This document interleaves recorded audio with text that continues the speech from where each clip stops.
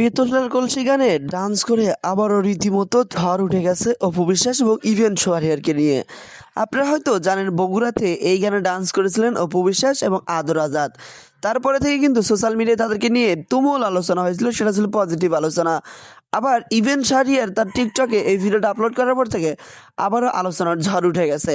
Even Shahriar সোহাগ এবং অপু বিশ্বাসের এই পারফরমেন্সটা রীতিমতো ঝড় তুলে দিয়েছে, একদম অসাব লেভেলের পারফরমেন্স। আপনারা দেখতে পাচ্ছেন যে অপু বিশ্বাস এবং ইভেন শাহরিয়ার দুইজনের কি কম্বিনেশন ডান্সের, দুজনই একত্রিত হয়ে এই গানে ডান্স করেছেন আবারও রীতিমতো ঝড় তোলার জন্য।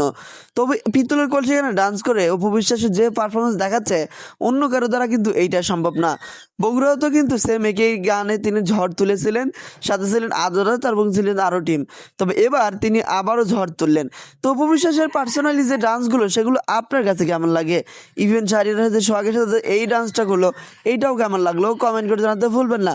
ভিডিওটি ভালো লাগলে লাইক দিন, চ্যানেলটি সাবস্ক্রাইব করবেন, পরবর্তী নোটিফিকেশন পাওয়ার জন্য অবশ্যই পাশে থাকা বেল বাটনটি চালু করে রাখবেন। সো দেখা হচ্ছে পরবর্তী কোনো নতুন ভিডিওতে।